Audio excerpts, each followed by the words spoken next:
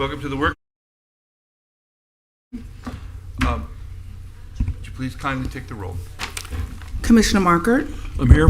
Deputy Vice Mayor Long, Here. Vice Mayor Cassell, Here. Commissioner Burns, Here. Mayor Carney. Here. We have 2 items on the agenda. Mr. Moore, do you want to introduce the first one and tell us what we're going to be doing on that? Yes, sir, please. And frankly, I have a nice presentation lined up for the City Commission and the public in attendance. And the title of this particular session is Ancillary Revenue and Expenditure Forecast Considerations to Help Support the Continuation of the Fiscal Year 2024-2025 Proposed Budget Process. We are here at my insistence, quite frankly, given the fact that during the July 25th, 2024 special meeting of the City Commission, direction was formally offered to support a rollback rate adoption for the upcoming fiscal year.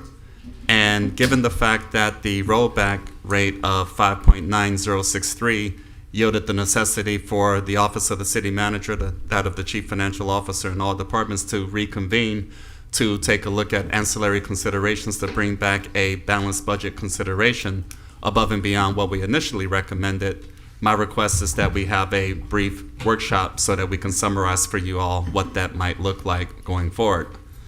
I am pleased to report, very pleased to report, that a number of adjustments have been yielded to help us to achieve a balanced budget recommendation while taking under consideration A, the rollback rate, and B, the direction to maintain level of service across the board. There are some metrics I'd like to outline for the City Commission as part of this presentation so that everyone can be informed accordingly. This involves, as I stated as part of the title, a number of revenue and expenditure adjustments, and I would like to go through those at this time.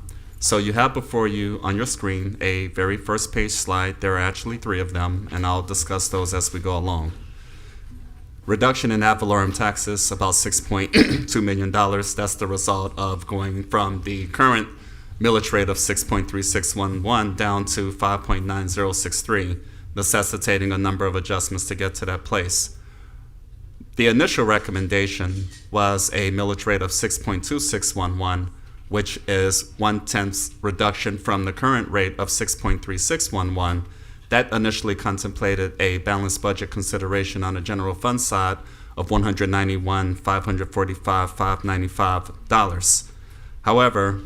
Given the various adjustments at play, the recommended or the revised recommended budget is coming in at a little bit less than $187 million, $186.9 million. And again, we'll discuss those details as we move forward. Increases in FEMA reimbursements. We talked about this in general.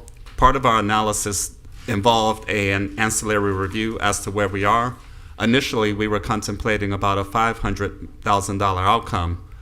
Given the fact that somewhere in the neighborhood of $2 million is due to the city of Delray Beach, a reasonable consideration in terms of revenue from receipts via FEMA is about $900,000. And interestingly enough, we are in the midst of about a $700,000 experience to be able to support that outcome. Likewise, that's a fairly conservative figure. However, it's quite possible that number may become larger in terms of revenues, which will be good. However, $900,000 is a comfortable metric in terms of achieving balanced budget recommendations. Public safety EMS transport fees, working with our service provider, a technical provider, Digitech, a calculation of about $165,000 in that regard. Given the current momentum relative to Creative Arts School, it's been determined conservatively a revenue forecast of about $291,000. However, there's reason to believe that this number may become even larger as we get to a place of operations in that. However, for conservatism's sake, we are in a place to come up with that particular metric at $291,000. User fee contributions, donations, notably boat launch fees, parking programs, etc. We were able to calculate an estimate of about $277,000 and change to get to that place. Right now, the city of Delray Beach operates boat launches, Nose Park, that vicinity, and there's not a structure in place to address that. However, other neighboring communities do actually support themselves by a fee structure. So there are some ancillary user fee considerations to get to the place in which we can offer guidance accordingly. Under the expenditure side, reduced allocation of ad valorem taxes to the Community Redevelopment Agency. That is a byproduct of the rollback rate adjustments as authorized by the City Commission. Some of these opportunities we discussed previously. Initially, the 6.2611 millage rate budget recommendation did include a general fund contingency of about $700,000 that no longer exists. Beach Renourishment Project. We referenced this a couple times before. There was a bit of confusion, if you will, that there was a thought that the city of Delray Beach will no longer be proceeding in that regard. That is not the case whatsoever. We simply reduced the dependency on a general fund for the upcoming fiscal year by a little bit over $2 million. Likewise, it's still fully funded in the capital improvement program, thereby alleviating the need to make a commitment to that effect for 2024-2025 general fund. Again, a reduction in the dependency on the general fund. Nevertheless, we will continue as planned and scheduled. Creative Arts School. We've already talked about this via the July authorization to proceed internally, so there are some expenditure commitments being made in that regard. The Citizens Academy, a small dollar allocation to get to that place, we think is a notable goal. An adjustment of about $75,000 for other professional services. Initially, that amount was a little bit better than twice that outcome. We saw fit to make a reduction in that regard to achieve some sense of efficiencies, and therefore we're comfortable as noted. Most of you expressed an interest in working closely with the Delray Beach Public Library, and that the request for an additional $97,000 and change, really close to $98,000, was factored, and there was some enthusiasm and interest expressed by, I believe, the majority of you. So we took the initiative and included that into the mix so that we can get to that place. A-Guide. This is a $200,000 adjustment after an evaluative discussion I've had with Community Redevelopment Agency Renee Jada Singh to reduce the city's contribution in that regard. Right now, the total A-Guide funding package is about $900,000. For the past year or two, that's been split between the city and the Community Redevelopment Agency, $450,000 for each. Given the fact that all other level of service outcomes will remain at position, she supported the recommendation that the Community Redevelopment Agency's contribution goes from $450,000 to $650,000, reducing the city of Delray Beach's commitment to that effect while maintaining the sanctity of the program and keeping it moving forward. The most analytical aspect of this exercise, ladies and gentlemen, involved an analysis on departmental attrition.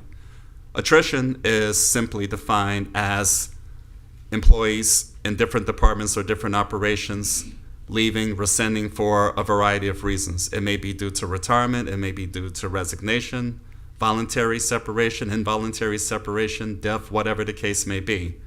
We were able to econometrically calculate what that looks like in terms of individual general fund departments so that we can actually budget for that up front. This is a naturally occurring phenomenon in just about any and all operations. Sometimes the result of that is a back-end savings. However, we were able to come up with conservative calculations to determine what that might look like so as to make a bottom line contribution to assist in achieving a balanced budget recommendation. Next slide, please.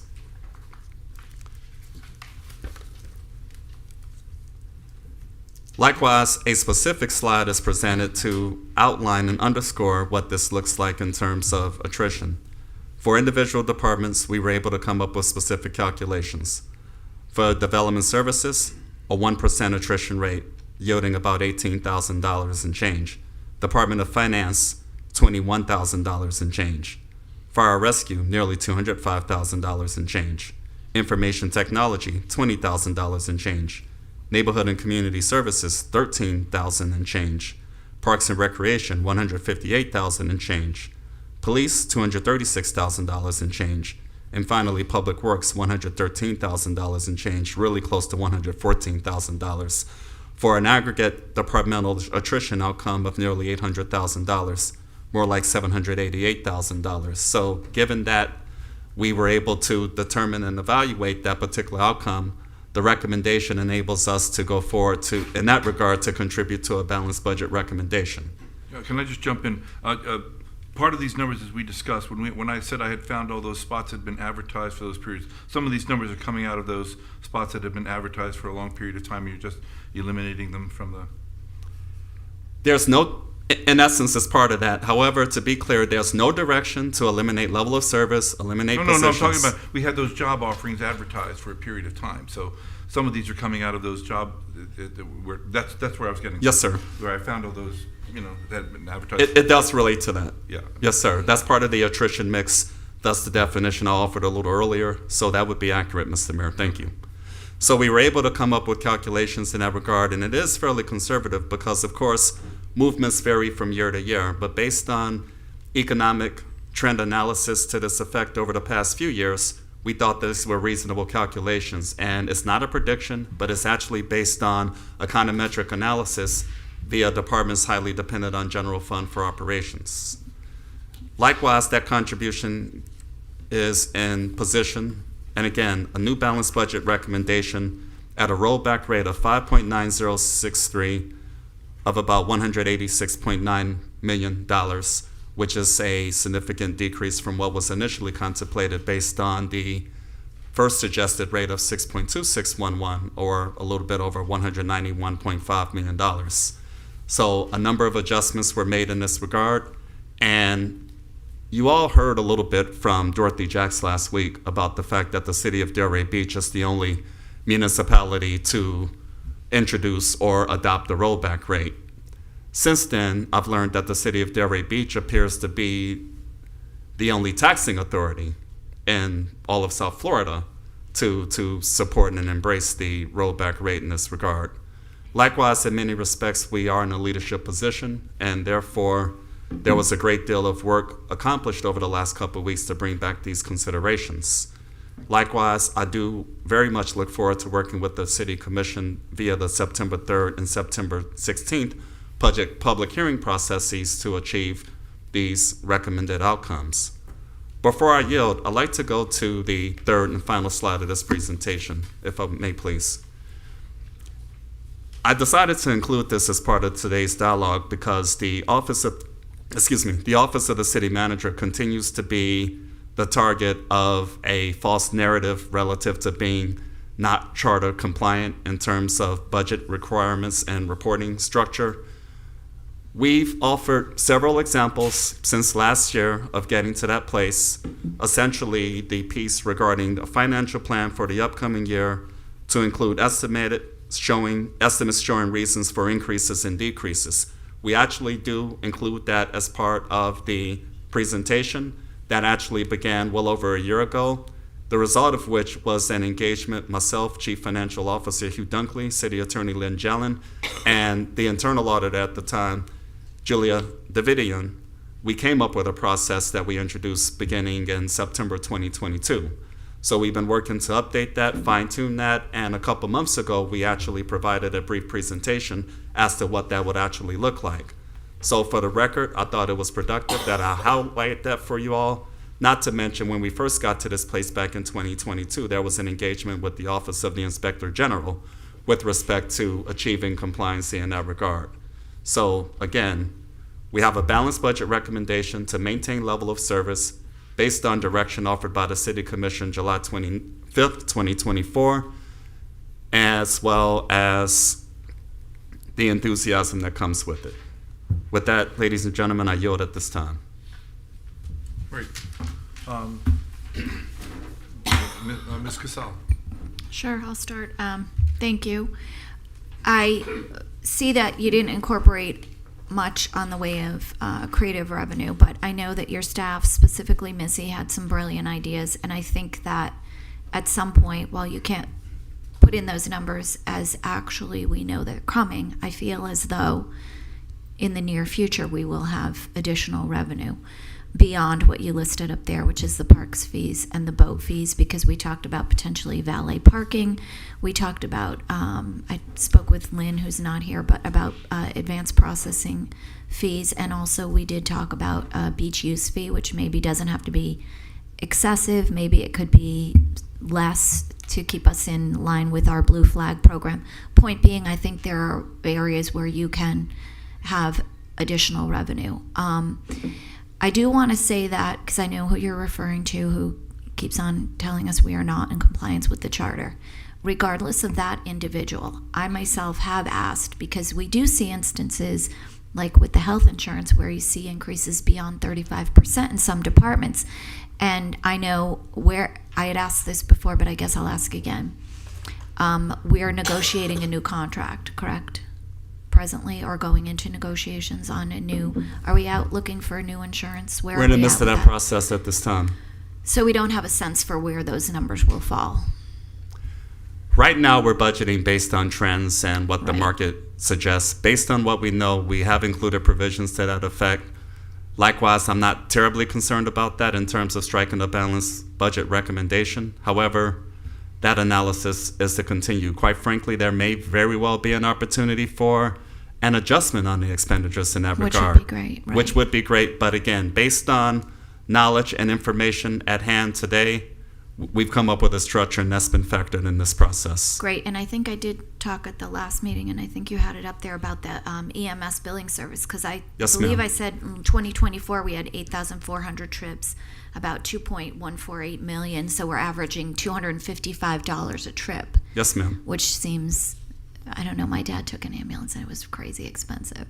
Yes, ma'am. And we did take that into consideration, thus the adjustment being reflected in this process. How do we go about just adjusting that number? It was a small adjustment, I think 140 something. It was thousand. $165,000, first Okay, page. thank you.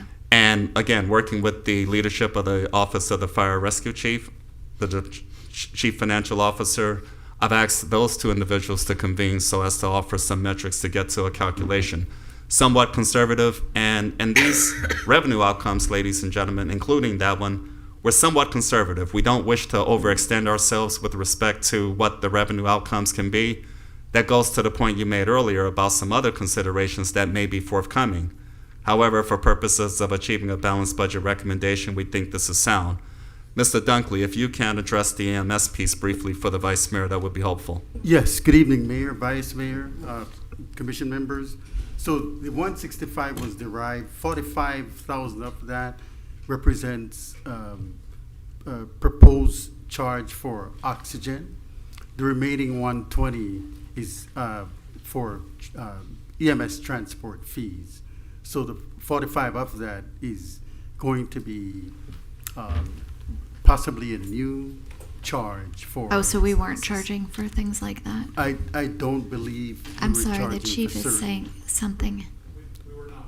Okay. The thank answer you. is no, now we will. And it's consistent with the marketplace. After convening Right. with these gentlemen, we evaluated that and we need to take that step because it's a very common practice and we should. Right, we were missing an opportunity. And I think to speak to the idea about the budget being in compliance and what have you, you and I have had exchanges on this along with Mr. Dunkley. I think for my purposes, when you see something in excess of 8%, because we do expect in most departments there's going to be the 5% pay increase and in some instances an additional 3%. But anything beyond that, it's not unreasonable to explain to the taxpayers why we're seeing that. It's a continuous process, ma'am, and the point in this regard is to not focus on one particular individual. My interest is to align with the commission regarding those expectations and the fact that we take that seriously. So it's a continuous process. We're updating it as we go along. And we just began this a little less than 2 years ago. So that is the process, and that is the piece that we will execute as well. So, Thank you. Mr. Dunkley, duly noted, that's part of the mix we've already directed. So yes, ma'am. Thank you very much. Thank you. Mr. Long? Thank you. I just wanted to start off by saying great work to the city manager and staff for kind of pulling a rabbit out of a hat here, in my opinion.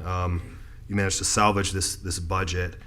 And as you referenced, we are aberrant in this county and frankly probably in most of the state. And so you're on uncharted waters here with how to figure this out. But I do have a few questions about it just based on what you brought up, and just bear with me. So the $2 million that got transferred from the general fund to the capital improvement fund, so we're going to be funding that from capital improvements now. Does that derail any capital improvement projects that are in the works or No. planned? No. Okay. No, we talked about this previously when we previously offered the capital improvement program presentation. We simply made a couple of adjustments.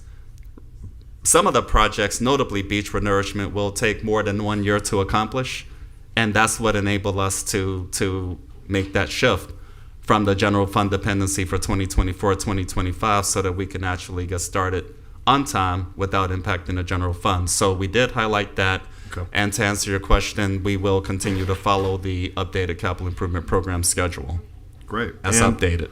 And then my other one is just about this departmental attrition item.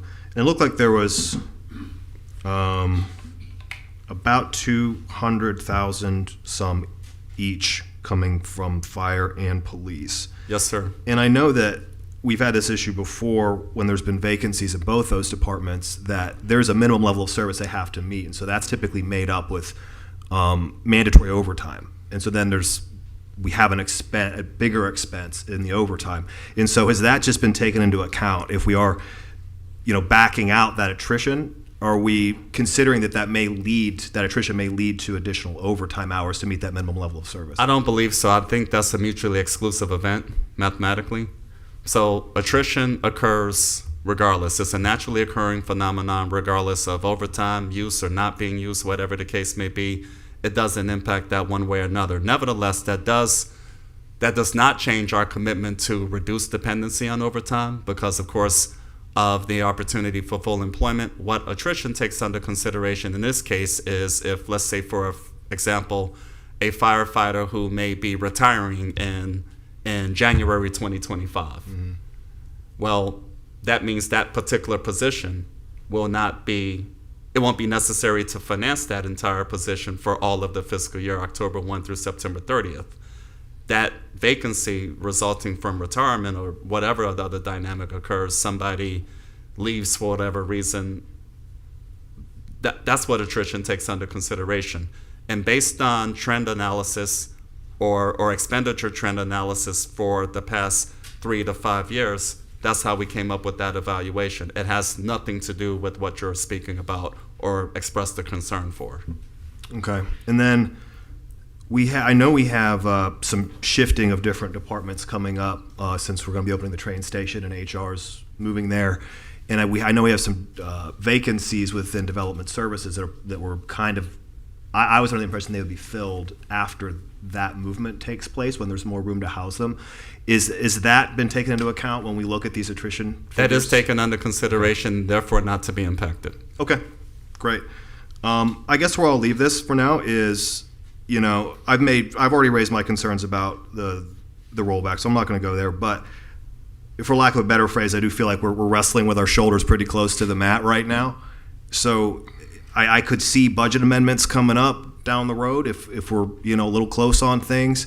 And I just hope my colleagues are amenable to that if we come to that, because I do feel like we're stretched pretty thin right now. But again, well done to figure out a way to make this work. Thank you. That's all I got. Commissioner Burns. I think you, Commissioner Long, touched on it because I was going to ask about the attrition as well. So those figures are based on if you're 100% staffed in those areas. So this is money like what that's earmarked for 100% employment. Yes, ma'am, if I may. For instance, if we were to begin the fiscal year budget October 1, 2024 with a position or positions 100%, but if there's a retirement or Right. somebody leaves, whatever the case may be, which happens every year virtually, we're able to calculate that offset and make it available up front. That's how we came up with that calculation. Okay, so does that number represent a certain number of employees for the fire and police, or? It varies, not It varies, necessarily. okay. Yes, ma'am. But based on individual trend analysis for each of the departments that are highly general fund dependent, we were able to come up with conservative calculations that we can introduce to achieve a balanced budget recommendation. Okay, and then I saw fees for boat launch.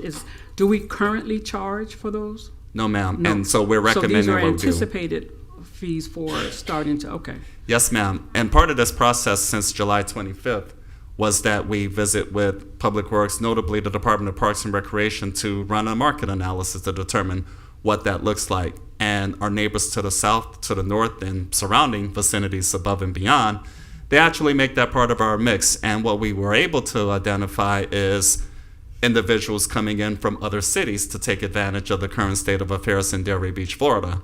Therefore, we determined that the market does exist to support a fee structure in that regard, and given the current state of affairs regarding the budget, it was an easy recommendation to offer as part of the balanced budget consideration. Okay.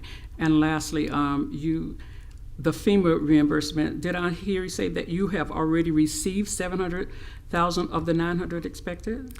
Thereabouts. So just to clarify, $700,000 are pending receipts. The actual amount is about $309,000 thus far. The current balance aggregately due to the city of Delray Beach is about $2 million. From an accounting standpoint, I think it would be helpful for Mr. Dunkley to underscore where we are with FEMA specifically. Yes, Commissioner, we have various projects in different stages of closeout. For instance, for Hurricane Irma, they owe us $1.4 million. That's on one project. The other is around $300,000.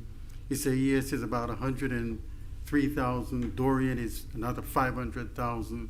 So it's various events, hurricanes over the years. FEMA usually takes a while. However, I guess.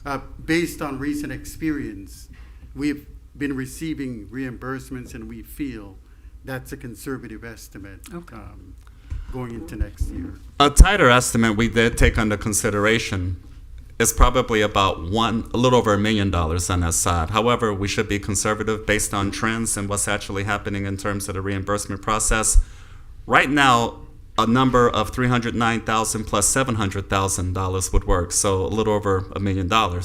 However, given the actual trends in terms of activity, $900,000 was quite safe, and thus the recommendation in this regard. But myself and Mr. Dunkley would not at all be surprised if that $900,000 figure becomes a larger figure because of the activity going forward. But for good budgeting purposes, this makes sense. Okay. All right. And lastly, I just would like to say congratulations and to you and your staff for successfully making this happen without compromising the quality of service and personnel for the city. And congratulations to the mayor for sticking to your guns. And because I was very nervous about that. I don't like to walk on the tightrope, so I'm very nervous about that. But really, thank you for getting us there without having to jeopardize the services that we receive in the city. So thank you. Thank you, ma'am. Commissioner Marker. Yep. I want to start out by congratulating you and your team on getting this assignment done. I was calculating in my head, I think I've done 45 budgets like this in my career. I'm old. That's more than me. It's true. But I know this was a difficult exercise. I saw firsthand the hours you guys put in to get this done, and it feels really good to me. I'm going to start out by saying that. That said, budgets are always dynamic. We won't end up right where we think we're going to end up. There'll be some overs, some unders, but I think this is navigating into an area where I'm comfortable with it. I do think there is a big opportunity with additional revenues that can be upside. Just in conversations that I've been a part of, I think there's some really good areas that, the boat idea is a good one, and there's probably another 6 or 8 or 10 of those that are out there. We just need to flesh those out. Yes, sir. And I think that'll give you even a little bit more room in your budget than you have right now. The way you went about finding the cuts is smart. Managing attrition, and I can tell you in the Fortune 5000 world, that's where we always went as well. And it doesn't mean when somebody leaves that you can't ever replace them. It might just mean that you have to delay for a month or two. And that's a pretty common practice. And usually, existing staff can cover that period and you can navigate in. So that's a good, smart, intelligent, tried and true way to get to the budget number. So I applaud you on that. I just have one question. One of the big cuts was the CRA. It's not a cut. That's an ad? No, you're referring to the AGOT or the CRA itself. The CRA. The CRA, that's an adjustment based on the rollback rate. Okay. CRA revenue is based on the millage rate set by the city of Delray Okay. Beach, and so we have to take that into consideration. So it's just an accounting adjustment Yep. as a result of the rollback rate. Okay. Their revenue is dependent on whatever the rollback rate is of the city. So Okay. therefore, they will experience a reduction. Okay. So that is reflected in this piece. Okay, so Renee's gonna have to go and adjust her budget to make up for that money Yes, sir. that won't be there. Okay. Yes, sir. She and I had our monthly discussion 5 days ago, Thursday, August 8th, and even prior to that, to get to that place. And fortunately, they do well financially. Yep. It's pretty solid. You Okay. all are the board for the Community Redevelopment Agency, so Yep. you'll have that experience. But that has to be recognized in the process econometrically and from an accounting standpoint. That's fair. That's my comments, but again, congratulations to the team. This was not fun, this was not easy, but you got it done, and I'm really comfortable with how you got it done and what the final work product looks like. So congratulations. Thank you. Thank you, sir. Thank you very much. I just have a few quick comments. Mr. Moore and I, and also have had some great suggestions from Development Services and even today, earlier today. Mr. Dunkley talking about additional revenue sources. There are a variety of them there. We thought it was best not to address them. We were going to get to our budget number with this, but we understand the challenges coming next year, and so these additional revenue sources are going to have to be explored. And we're going to have to include these additional things. The boat ramp happened to be a layup because I have a friend that comes up and uses the Delray lot all the time because he doesn't have to pay in his hometown of Boca. So that was a layup. But that's going to be $150,000 or more. So there are other things out there like that, however, that all the surrounding communities are charging for, and we don't. We've got accustomed to not doing certain things. And, well, oxygen being one of them, but there's believe me, the list is when we start exploring and you started getting all these ideas, the list is actually rather long of things that we are not charging for. So many of these items we're all going to have a chance to look at and see whether we want to add them to our revenue stream or not. But that will come down the road. And as for the CRA, it's money they never got. Right. Right. So it wasn't. So we have to they're gonna recognize to live with it the same accordingly. rollback as we Right. are. That's really all that's doing. Thank you. But I want to thank you very much for your hard work, and I really appreciate you. I know it was not easy. We've had some spirited conversations, and but we got here.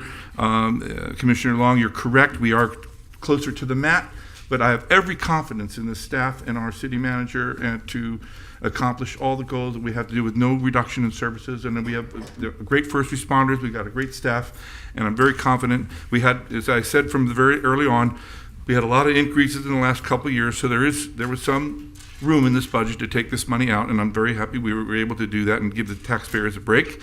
And with that, I have no other comments on this. So we're going to close this item out and go to my favorite subject, the trees. Yes, sir.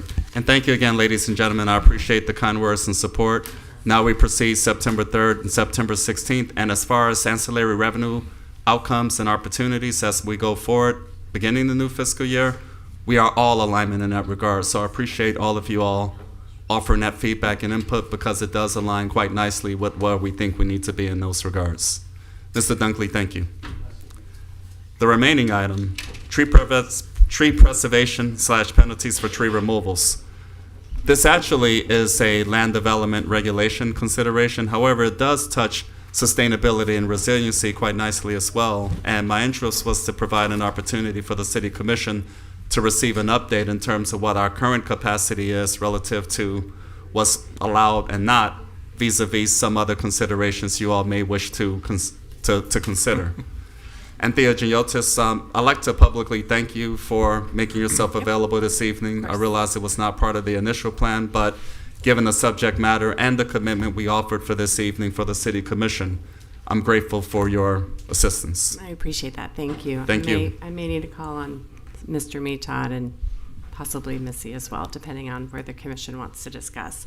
But I'll just give you a brief sort of overview of the LDRs and the other policies that sort of guide tree removal and preservation in our city. 4616 is our landscape regulation that tells our property owners how many trees they're supposed to have on their site. It tells new development what they're required to provide when they do a new project.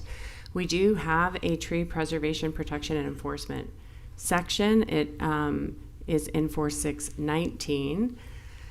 And it tells us how to, tackle preserving, relocating, and then ultimately mitigating trees that need to be removed on site. There's also a Florida statute related to single family in particular, their property rights related to tree removal, and exempting them mostly from mitigation. So when we talk about our projects that are not single family or duplex, your commercial, mixed use, multifamily, the common areas and large subdivisions, all of those trees are subject to the preservation ordinance, which requires to the fullest extent practicable. So what is practicable? All development must provide for the protection of trees that have a trunk that is 4 inches or greater at the diameter at breast height, that's what DBH is, or palms that have a clear trunk of 8 feet or more. And then the hierarchy of preservation and new planting requires that, number one, you try to preserve on site the trees that you can. You relocate within the site if you can't keep a tree because it's right in the middle of where the building needs to go or something like that. And then ultimately, if there isn't a place to relocate trees, and I do want to say that we tend to treat relocation as, we'll just move it over there and it'll be happy. Trees don't actually like to be moved around that much. You have to severely root prune them. You have to severely prune the top. And so, it's really, preserve on site really is the what we'd like. Sunday Village right now has a tree nursery where they have moved trees off of the more mature trees and some things like that. We have the Opal Grand that's about to do an expansion. It's going to eliminate some large trees that are on their site, and we've actually asked to use them at the train stations, so we're getting trees, things like that. But, it's a risk that they survive such things, right? Actually, those, I don't know, they're going somewhere. So if you are removing a tree, you can only remove it when you've sort of demonstrated that the proposed development and your rights to redevelop your property really preclude keeping the tree in the exact same place that it's in. And in that case, if relocation is not feasible, either on or off, then you remove it. And that sends you to, okay, now you're taking this tree out, what do you have to do? Well, the way that the code sets out the hierarchy for that is, what is the species? Because if you're taking out Brazilian pepper, that's great, take it out. You don't have to mitigate. We don't expect you to make up for that. It's an exotic and an invasive. And it goes to then, how big is the tree? And then what is the condition rating? So an arborist report comes with those landscape plans for those new developments that tells us what is the percentage of the condition, how big is the tree, how wide is it at breast height, what is the species, and all of that goes into trying to figure out how to mitigate the fact that that tree is going to be removed. So if it has a condition rating of 50% or greater, you have to do the equivalent caliper in inches of tree. So if you're taking out a tree with a 24-inch caliper, you don't get to just put in a 4-inch sapling. You actually have to put in 6 of them, or a bigger a tree that exceeds the minimum planting. If it's less, if the condition is bad, it didn't do well in the last storm, it's kind of, not broken in half or something, then it's just one tree for one tree. We understand that tree's kind of lived its life, something's happened to it, it's not going to survive much longer, so it's tree for tree. We don't go by the caliper then. And then palms are more about the clear trunk height, but it's a similar situation. Every development is required to give us a tree disposition plan. That tells us, the existing trees that are staying, these are staying. The trees that are now coming in to augment, so you get an overall. There's also ones with big X's on them occasionally, which was on the previous slide that shows you the ones that are coming out. So you have to do the minimum. No matter what, the site has to have the minimum number required by the LDR. So if you have to mitigate, and you might be planting larger trees than our minimum to make up that caliper. And then if all is said and done, you've squeezed in all the trees, you've bought the biggest trees you can find, then ultimately there's a calculation for you to pay into the tree trust fund. And the tree trust fund is then used by the sustainability team and Public Works and Parks to augment trees around the city.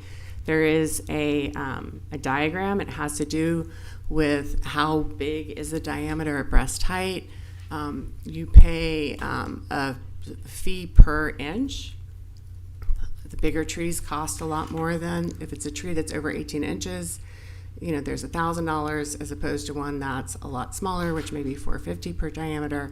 There's an entire calculation related to, okay, how much does that cost if you're gonna not mitigate and not replant or save that tree? And then there are penalties in the code that actually they're not in the code anymore, they're adopted by resolution, that explain what your penalty will be for removing a tree. And there's the diameter of breast height.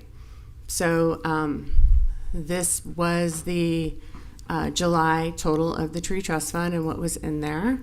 And there are additional deposits. They're a little bit hard to project because, you know, they come in as development comes in.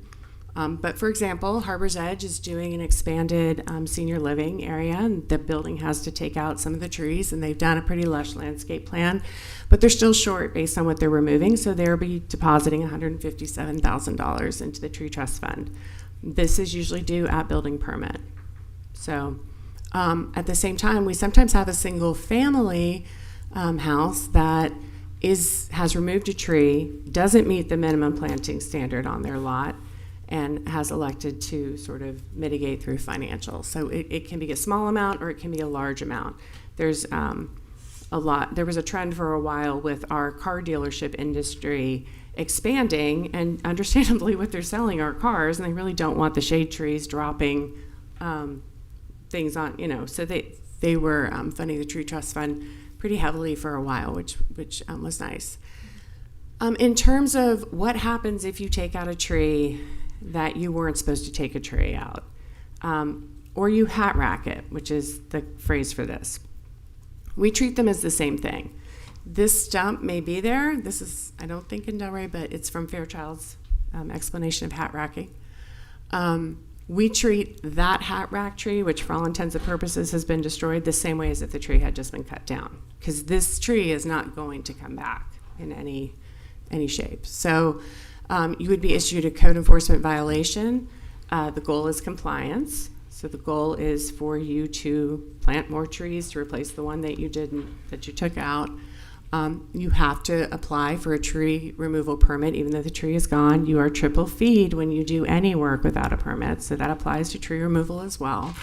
And then on top of that, you have to mitigate what you took out. So when I said single family is a little bit different, I want to explain that to you, because I know that some of our neighbors in our neighborhoods get upset that, you know, the houses that are coming in are taking a smaller house down, and then they build a new bigger house and they're taking out trees, and everyone gets upset. Well, the Florida statutes significantly protect single family property. Okay, they have made it very clear that we cannot require a permit if the tree is documented as having a risk. So even if someone takes down a tree, we send code enforcement out. They can show you an arborist report that said it was going to fall on my house, and I took it out. And when that happens, the state tells us we cannot require them to mitigate. So they don't have to replant to replace the caliber of the tree that was removed because it posed some sort of threat to the house, or it was diseased, or it got hit by lightning, or whatever. What we can require is that they meet our minimum LDR for what single family trees have to have, and it's 2 trees per some square footage that I don't recall off the top of my head. But so this is the latest version. The code does continue to change. But I'll give you a couple of examples. So single-family homes have the right to remove trees that are either professionally documented as a risk, or if they are located within the buildable area of the lot. So if I want to build an addition to my house, or I want to put in a pool, and the tree is in the way, I'm allowed to remove it. We cannot tell them no. So, however, everybody's got to meet the right number of trees on their lot. So in this instance, we're going to assume that 3 shade trees, because the code makes a distinction between shades and palms, 3 shade trees are required. There are 3 trees on the property, but tree 1 is going to be removed because they want to put in a pool. So when tree 1 is removed, the property still has to provide 3 trees, right? Because they don't have it. So they need to plant the tree that they need to replace it. It is not caliper per caliper, but they need to replace the tree. They are not subject to that DBH. So they can put in, a tree that meets our minimum standard, 14 feet tall, 4 inches in depth, and that's that. So here's number 2. 3 trees are required. There are 4 on the property. Tree number 4 is damaging the sidewalk and is starting to make this the driveway and is starting to make the sidewalk buckle. It is determined that it's the tree roots doing this, so they can just take that tree out. And because the other trees that are already on the property meet the minimum standard, there is no additional tree required for this property owner. They can just cut the tree down. In example 3, if 3 shade trees are required and tree number 2 is starting to affect the foundation of the house, or you've gotten one of those nice letters from your insurance that tells you have to take the tree because it's hanging over the roof and they're going to cancel your insurance and all the things that we're all dealing with as Floridians, you're going to be able to cut the tree down. Well, now you haven't met the minimum code requirement. So you can plant a new tree, which brings you there. But we're looking at your whole lot now, and if tree number 3 only has a 3-inch DBH and doesn't meet the minimum standard for what we consider a baby tree by code, you can augment with smaller trees, but you've got to have the amount that are at least the minimum 4-inch standard. Then you have some options that maybe you can add 3 palms to your property. 3 palms equals a shade tree, or you can add another tree. So we try to work with our property owners, but I do want to be clear that when these larger, older trees are removed, we are preempted by the state for requiring a, caliper replacement. We can tell you have to have the minimum number of trees that meet the minimum standard of the code, but that's it. So I think moving forward, there are ongoing city events that try to enforce or realize our policies towards enhancing our tree canopy. There are new trees that are in every city project that Public Works builds, the parks and the street trees. We have sustainability works with tree giveaways. There's community greening plantings, other ways to try to green our city. And then, the considerations are just, ultimately over time, how you decide to use your tree trust funds, and then whether we should start looking at whether the minimum standard that we require on single family neighborhoods should be increased. That's something staff has discussed, whether we should start looking at the various lot sizes and figuring out what the minimum requirement is and make it a determination if we should change the land development regulations to raise the minimum, because we can do that even if we can't force anyone to mitigate. And then other aspects where there are utility conflicts in the public right-of-way, or there are drainage issues in the swale, and so you can't really plant a tree because the root ball is going to disrupt the drainage over time.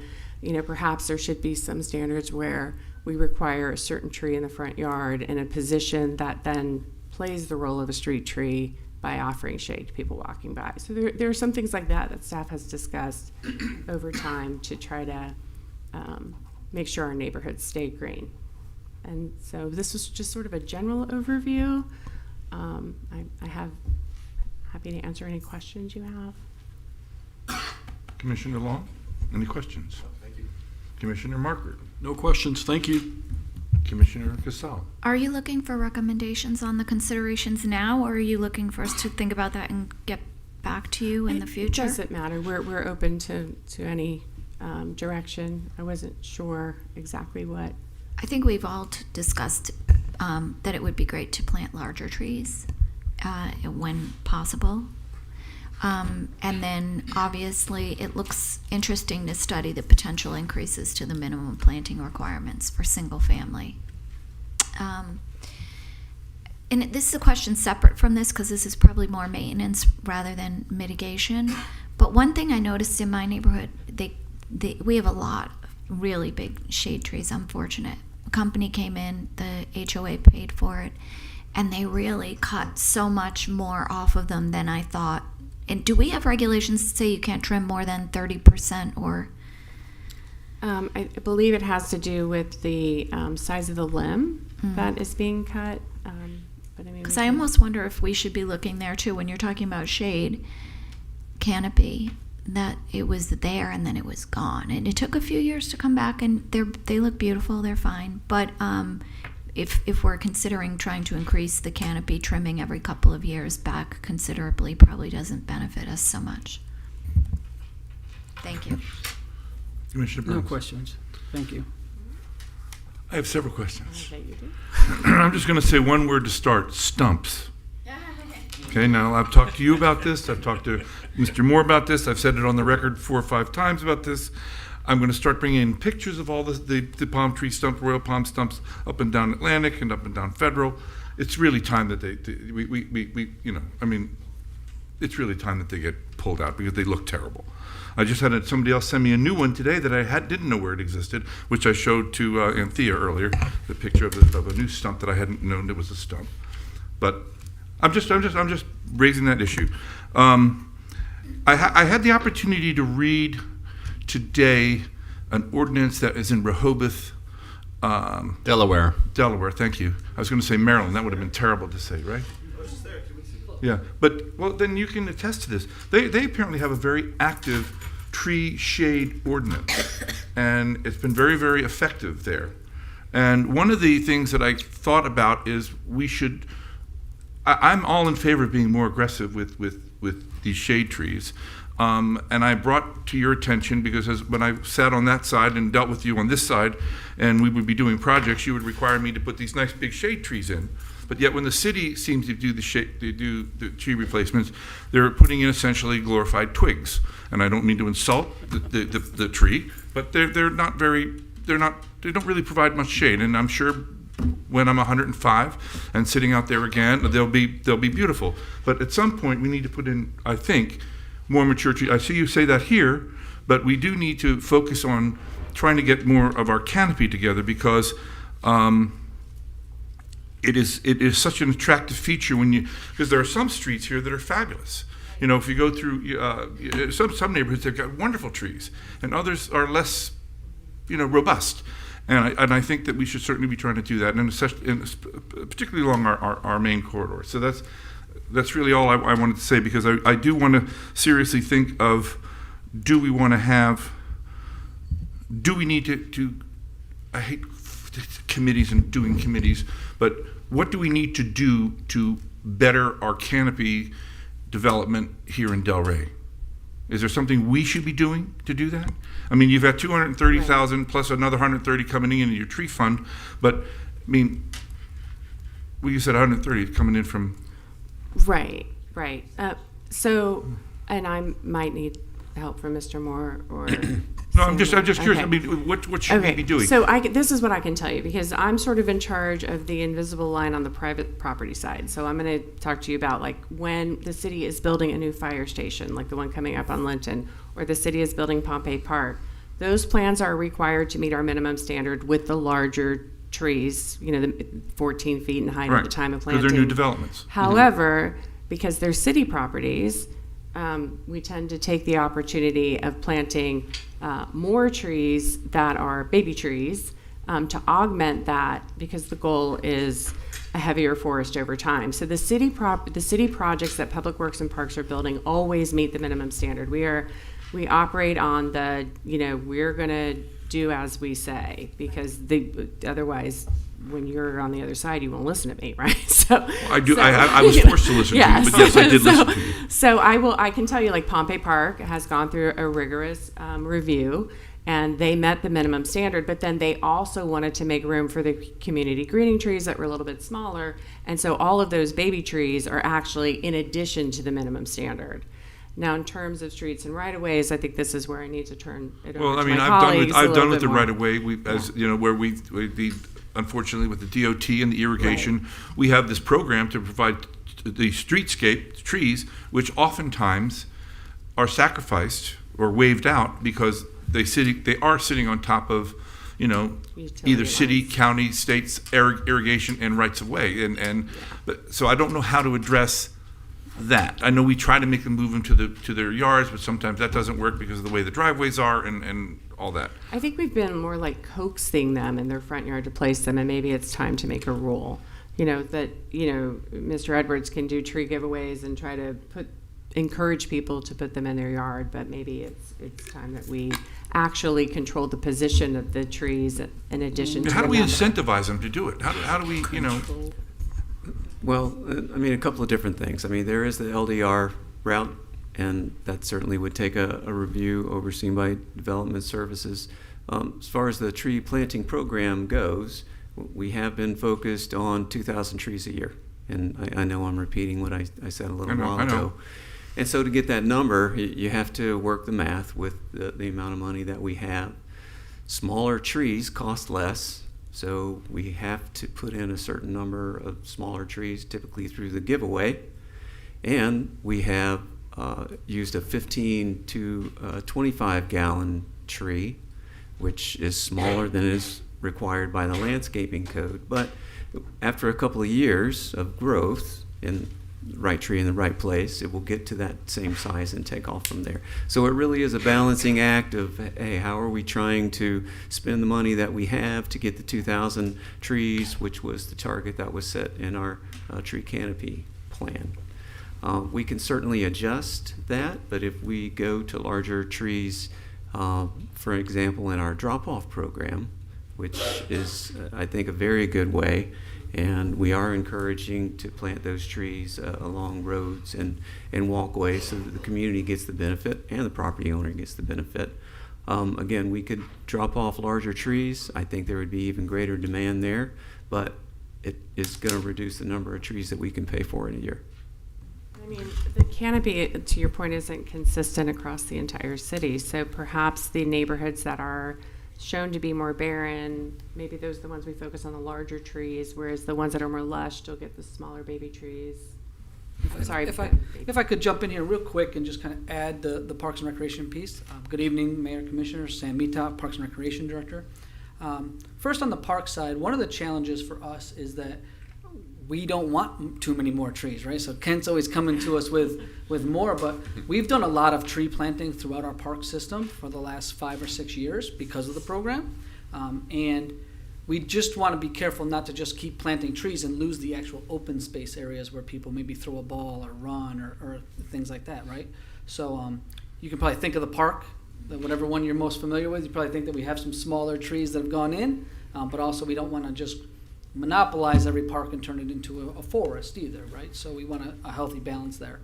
But if I could just rewind a little bit further, Parks and Recreation used to be more on the heavy side of this project prior to Mr. Edwards' arrival. And one of the challenges you bring up, Mayor, was one of the things outlined in this initiative to plant the 2,000 trees, and that is in the areas that we would probably like to see them the most, there's the least amount of city-owned property and the least amount of ability for us to just go in there and plant our own trees and do exactly what you would wish to see. And the challenge is, without that property, without those opportunities, how do we get those trees there? And that's where the drop-off program really came to fruition, was trying to give people the trees for free. Like, please go plant these in your yards, because the challenge is getting them in yards there. I know the different organizations have worked with school systems and things like that to try to put them. Pine Grove Elementary comes to example within the Southwest, where they did a large tree planting there on the school property to try to do what you're looking for, is to get that canopy into those neighborhoods that need it the most. But it is the biggest challenge that we face. Mr. Long? Quick question about that. Are swales an area where we could start planting more trees? I mean, it's city owned. It's not going to compete with open space. Would that impact drainage if we did that? Missy's coming up That's for a Missy drainage. question. Sorry. I know as soon as you Well, I was looking at mentioned- everybody up here. It's as soon as you also mentioned it's one of the most swales, narrow. Missy was up out of her chair. All right, now It's a you've trigger done word. it. So actually, it's not best practice to plant trees in swales. Swales need to retain their permeability, and putting in the trees or allowing parking in a swale or anything else diminishes the ability of that swale to remove water by filtration. So I'm it's just the curious how a same tree does thing. that, because don't they have like roots and things that kind of grab water? The trees also take up space. Well, So the water will definitely go down through the soil much faster than it will be taken up by a tree. So if you've planted a tree in the space where you expect to store water after a rainfall event, it's going to displace that water into the roadway. Okay. So it's the same thing with a retention area. We really don't recommend planting trees in retention areas, and definitely do not allow them to be planted on side slopes, which compromises the stability of the structure. Okay. And I guess my other question was, is there anything in our code that basically historically preserves trees that are a certain age? Is there anything we can do there that isn't being done? So we do have designation, and I know that the public, I think, calls it legacy trees, but I think our code calls them specimen trees when they have a trunk that is greater than 18 inches in size, and those are subject to significantly higher removal fees if you decide to cut them down. That was the chart. I know it's too small to read, but it's like $1,000 an inch when they're that big. They're pretty. It's a pretty significant attempt to discourage that. And I know there was at one point there was an inventory of specimen trees that a previous administration was doing, but I don't know that we have anything. The code makes a comment that somehow the director can tell them they can't basically remove a tree, and I don't think that I truly should have that authoritative power. So in general, it needs to go on the landscape plans for what is moving forward, with the note from the staff as part of the analysis that lets you know when there's a significant tree of that size that is being removed, so that the board that is reviewing it, and ultimately the commission, who either has final action or the appealable option, knows what's going on with the trees. Absolutely, yeah. We don't want to see another situation. There's been a couple of those. I know Sunday Village was a particularly bad one. And to the mayor's point, is there anything else we can do to add more teeth to that situation, to that what's being done there? Or is that kind of the length of what we can get away with before it gets I think preempted or that something? you've heard, and you'll be receiving another memo. Our Historic Preservation Board has, sent communication up before about being concerned about, the significant tree, and that the tree planting that happens in certain neighborhoods is part of the overall character of those, and that they should be preserved as well. So I think that if we were going to take the direction to go ahead and prioritize that, the last time that memo came up, there wasn't a whole lot of action that was directed down. We have a lot of priorities, so Of course. If it's time to look at the single family neighborhoods and try to consider additional protections, especially to the trees that have a trunk of over 18 inches, then we can start looking into that and see if we can't bring something back to you that puts some more teeth into the code. I'm just remembering those two fabulous trees on Northeast 7th that went. One was at the corner of 2nd, and the other was further up the road on the other side of the road. Two wonderfully made, and because we couldn't because of development, you can't stop them from taking it out, and you can't relocate them. Right. But I love tree canopies, and I think we should be doing as much as we can to do that. Well, I mean, I'd like to see some direction there if my colleagues are on board with any more we can do to protect those specimen trees or the one over the certain width that you referenced. Just anything we can do to add additional protections, I think, is worthwhile.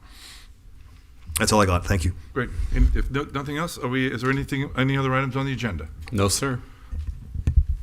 We are adjourned. Thank you. Good night, ladies. Terrence, nice job. I said, Proud of you.